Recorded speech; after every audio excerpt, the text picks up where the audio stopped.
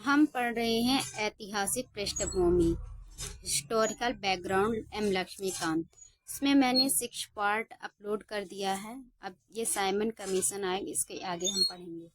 ये Simon commission आयोग British सरकार ने नवंबर 1927 में यानी निर्धारित समय से 2 वर्ष पूर्व, पहले इसमें हम देखेंगे कि जब इसमें कहा गया था कि हम आयोग के आधार पर हम 10 वर्ष बाद हम जांच की जो प्रस्तुति है हम उसको करेंगे।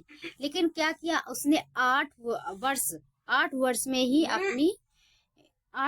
ही अपना आयोग प्रस्तुत कर दिया। और साइमन कमीशन ने बनकर भारत में आए थे, जिसमें इन्होंने अपनी 8 वर्ष पूर्व ही प्रस्तुत कर दिया, समय का इंतजार नहीं किया। नए संविधान ने भारत की स्थिति का पता लगाने के लिए सर जॉन साइमन इसका नेतृत्व कर रहे थे, में 7 सदस्यीय वैधानिक आयोग के गठन की घोषणा की। सर साइमन कमीशन इसका नेतृत्व कर रहे थे, इसीलिए इस आयोग का नाम ही सर साइमन कमीशन आयोग पड़ा। आयोग के सभी सदस्य ब्रिटिश थे, भारत के एक भी सदस्य इसमें नहीं शामिल थे, इसलिए सभी दलों ने इसका बहिष्कार किया। आयोग ने 1930 में अपनी रिपोर्ट पेश की तथा द्वैध शासन प्रणाली, राज्यों में सरकारों का विस्तार, ब्रिटिश भारत के संघ की स्थापना एवं सांप्रदायिक निर्वाचन व्यवस्था को जारी रखने के आदेश की सिफारिश की। इसमें कार्य क्या किया? एक तो 2 वर्ष पहले ही से प्रस्तुत भी कर दिया, और फिर इसमें कह रहा है कि सांप्रदायिक निर्वाचन, जो सांप्रदायिक चुनाव हो रहे हैं भारत में, उसे जारी रहने दिया जाए। आयोग के प्रस्तुत पर विचार करने के लिए ब्रिटिश भारत और भारतीय रियासतों के लिए, जो भारत की छोटी छोटी रियासतें थी, के प्रतिनिधित्व के 3 गोलमेज सम्मेलन हुए, जिसमें गांधी जी भी गए थे। इन सम्मेलन में हुई चर्चा के आधार पर संवैधानिक सुधारों पर श्वेत पत्र तैयार किया। यानी जब सारे काम अंग्रेज ही कर रहे थे, इसलिए इस पत्र का नाम भी श्वेत पत्र कर दिया, जिसे विचार के लिए ब्रिटिश सदस्य की संयुक्त प्रवर समिति के समक्ष रखा गया। यानी ब्रिटिश ही इसको सुधार करेगी, ब्रिटिश इस पे शासन बनाएगी, ऐसा नियम बनाया गया। इस समिति जो वहां व्यवस्था बैठी थी गोलमेज सम्मेलन में, सिफारिश के कुछ संशोधन के साथ भारत परिषद अधिनियम 1935 को शामिल कर दिया।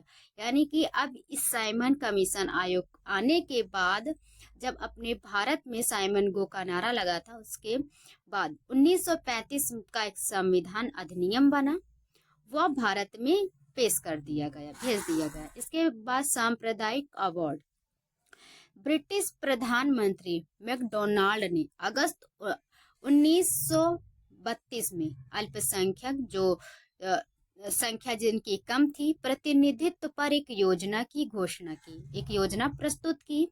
बताया एक योजना के बारे में, आज के जैसे कि जब किसी चीज को प्रस्तुत करना रहता है तो उसको पहले बता दिया जाता है, इसी तरह की इन्होंने भी एक घोषणा की। इसे कम्युनल अवार्ड या सांप्रदायिक अवार्ड के नाम से भी जाना जाता है। अवार्ड ने न सिर्फ मुस्लिम, सिख, ईसाई, यूरोपियन और अलग भारतीयों के लिए अलग निर्वाचन व्यवस्था किया, बल्कि इससे दलितों के लिए भी विस्तारित कर दिया। अब दलित में भी चुनाव होगा, लेकिन दलित के व्यक्ति अगर खड़े होंगे तो उनके मतदाता भी दलित होंगे। दलितों के लिए निर्वाचन व्यवस्था से गांधी बहुत व्यथित हुए और उन्होंने अवार्ड से संशोधन के लिए पूना को यरवदा जेल में अनशन माने वहां खाना पीना छोड़ दिया, और उन्होंने अनशन कर दिया, बैठ गए ऐसे ही, कि इस आयोग को वापस लीजिए, वोट डालो, राज करो की नीति न अपनाओ, भारत में प्रस्तुत करें। अतः कांग्रेस नेताओं और दलित नेताओं के बीच एक समझौता हुआ, जो पूना समझौते के नाम से जाना जाता है। इस में संयुक्त हिंदू निर्वाचन व्यवस्था को बनाए रखा गया और दलित के लिए स्थान भी आरक्षित कर दिए गए। इसीलिए आरक्षण का नियम जो हमारे भारत के संविधान में दिया गया है, इसको यहाँ से ले लिया गया। उसके बाद 1935 का अधिनियम आता है। 1935 का अधिनियम भारत में आया। यह अधिनियम भारत में पूर्ण उत्तरदायी सरकार के गठन में मील का पत्थर साबित हुआ। भारत की उत्तरदायी सरकार, जब भारत का संविधान बना उस समय ये ही संविधान आगे मील का पत्थर साबित हुआ। इसमें कितने अनुच्छेद थे? इसमें 10 अनुसूचियां, 10 अनुसूचियां और 321 धाराएं। 10 अनुसूचियां इसमें शामिल की गई। इसकी विशेषता, इस कानून की विशेषता क्या थी? इसने अखिल भारतीय संघ की स्थापना की,